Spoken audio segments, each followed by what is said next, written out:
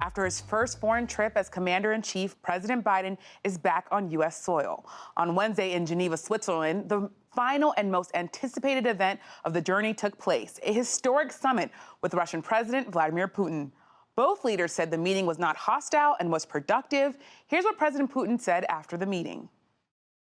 Personally, I was convinced that President Biden is an experienced person, and it's clear that we spoke face-to-face for almost 2 hours.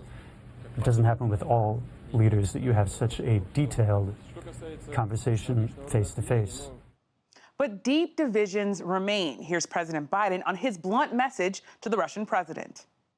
I made it clear that we will not tolerate attempts to violate our democratic sovereignty or destabilize our democratic elections, and we would respond. The bottom line is, I told President Putin that we need to have some basic rules of the road that we can all abide by. During this trip, President Biden also met with the G7, NATO allies, and the European Union.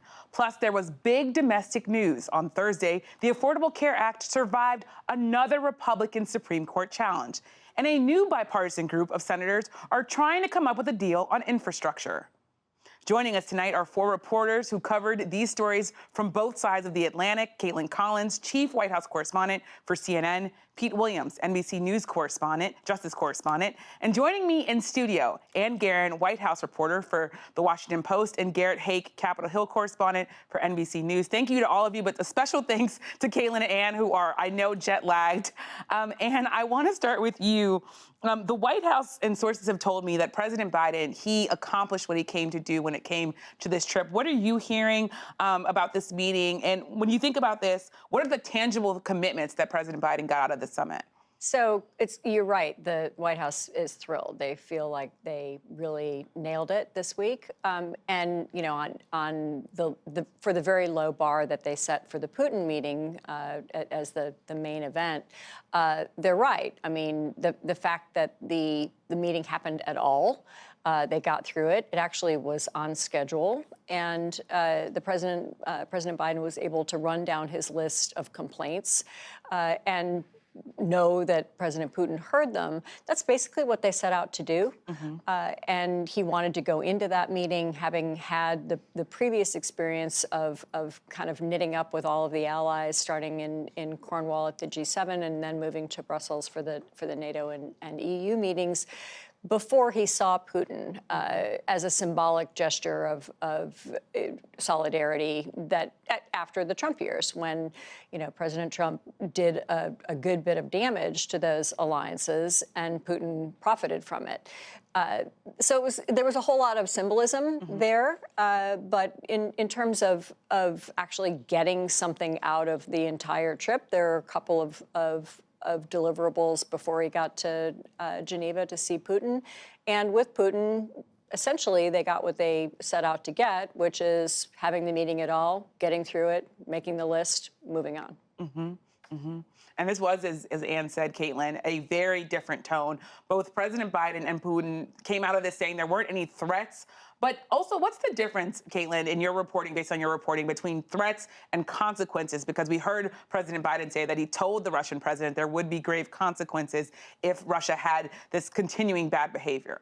He did, but of course, he also said he made no threats during that meeting. It's kind of just repeating what he has said in the past. And I think the question that a lot of foreign policy and Russia experts have about that is, well, what happens when these sanctions and these threats and these responses don't actually deter this aggressive Russian behavior that we have seen play out so many times over the last several years, as Russia is trying to seek to reassert itself in the world and say, yes, we are still relevant, we are still a major power, look at the capability that we have. What I do think is interesting is what's unfolded since this summit happened, which is that building up to this, you saw Russian state media trashing the president, essentially questioning whether or not he was out of his depth in the presidency. Since then, you have seen President Putin come out and in remarks after that sit-down that he had with President Biden, praise him and say that he is not someone to be underestimated, which I think is so notable given, of course, anything that Russian state media says is sanctioned, obviously, tacitly by Putin. And it's notable just the way he has changed, the way he's talking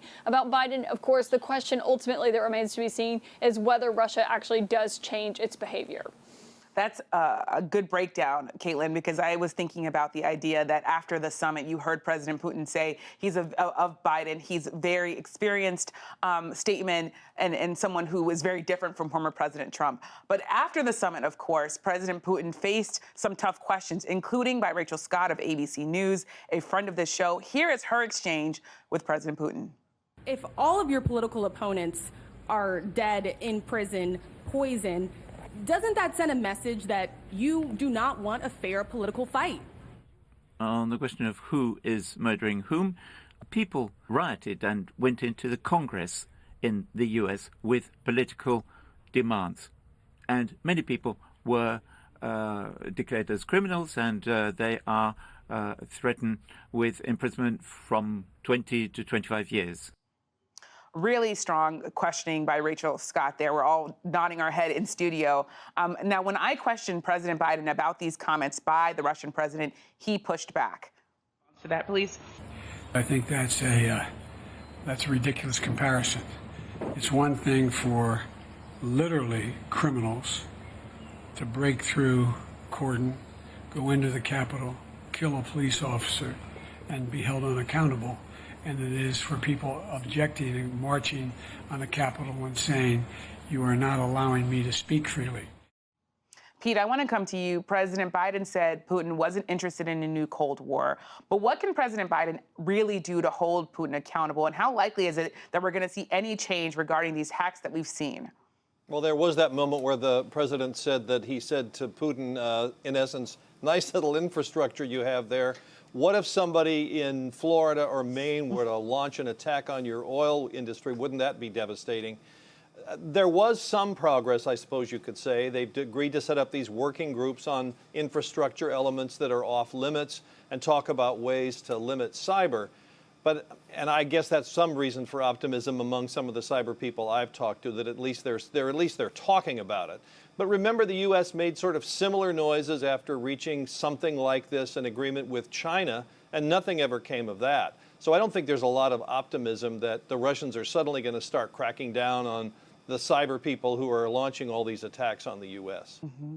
And Pete, I want to stick with you here. You talk about there being some optimism. I wonder, when you talk to intelligence officials before this summit and then after, what do they want to see and what are they saying after this summit? Well, I think the after the summit question is the follow-up. Suppose all of this talk doesn't get us anywhere and the Russians continue to attack. And, you know, the big question is, what if they try to turn the lights off in Cleveland? Would we try to do the same thing in Minsk? And there are some people who say, you know, maybe we ought to be willing to do that, to move things beyond considering cyber attacks in the U.S. a criminal matter and take them into a national security matter. That's the largely unresolved question out of this. Mm-hmm. Garrett, I want to come to you. How is this summit being talked about on the Hill? I know there's a lot of domestic news. We're going to get to that. But what are lawmakers saying, if anything? Oddly, not that much. And I think the Biden White House would probably be pretty thrilled with that. Republicans going into this wanted to see the president take a hard line. They were hoping that he would bring up sanctions on that Nord Stream 2 gas pipeline. That was probably never going to happen. But even afterwards, the criticism that Republicans were reaching for centered around things like, you know, did President Biden give up 16 secret infrastructure items that shouldn't be attacked? It felt kind of ticky-tack and bad faith. I don't think anybody thought that the president stepped on a rake in these conversations. And I think compared to the Helsinki conference with President Trump, when everyone in the bigger Capitol Hill community was kind of holding their breath for the whole week to see how that was going to play out, the relative lack of ripples in the international waters over this was striking in and of itself. But when you're talking about ripples in the international waters, I'm thinking about when I covered former President Trump and his meeting in Helsinki, and those were large waves in the ocean after. So many officials really cringing sometimes. And I want to come to you. Tell me a little bit about what you think this trip reveals about the Biden foreign doctrine. And when you think about kind of where this goes now, did President Biden succeed in putting European leaders at ease that the Trump era is really, really gone and that his view is going to last past 4 years? Yeah, I think I would separate those two things. The Biden foreign policy doctrine is essentially pragmatism, which a lot of foreign policy is about, right? And he clearly did that. But he also, excuse me, it's okay. We were all on a long flight. So I'm clutching my hot tea, so please. But he also, I think, made a real effort to try to take the foreign policy doctrine beyond pragmatism and to say that what the United States wants here is to say to its allies, we're with you.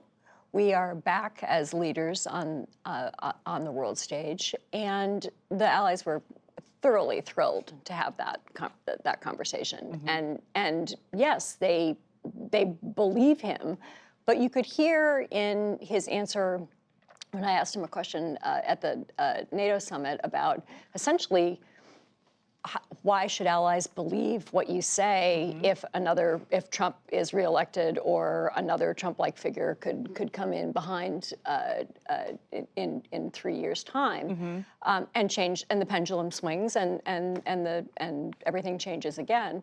You could tell in his answer that he had been thinking about that question. Yeah. He didn't have a succinct answer to it. He essentially said, I'm not going to make any promises I don't think will be kept. Mm-hmm. United States is a good country. We're good people.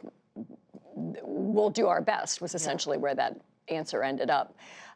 Which, if you talk to certainly French and German and British diplomats, they're thinking about this too. Yeah. They are well aware that the pendulum in the United States could swing again.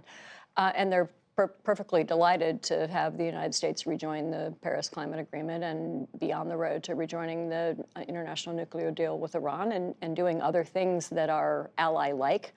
But Trump changed the terms of this conversation. Yeah. Well, when I talk to international experts, they say a lot of people, a lot of European leaders in particular, they think it's going to take several election cycles for America to really be back. And Kaitlan, I want to come to you. There were all these warm meetings with European allies, but there were also, of course, real key differences on things like how to push back on China. What's your reporting tell you about where those relationships stand and how those differences play out? I think those differences still remain. I think you did see such unity and division, and something that you don't often see, which is other world leaders being so thankful that there is different leadership in the United States. That is something that obviously you can sometimes tell when they like one leader better than the other, but to see them so explicitly saying it is still really out of character and surprising for these kinds of summits.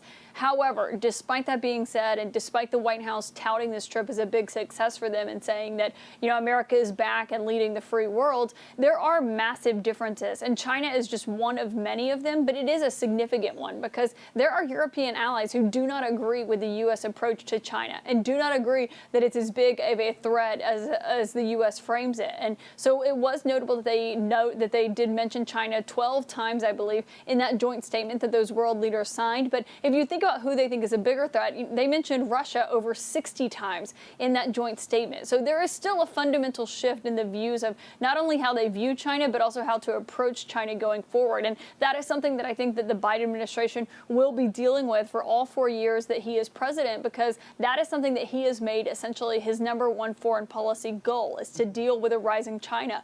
But what do you do when other allies that you want to be united with you don't see it as much of a rise and as aggressive as you do?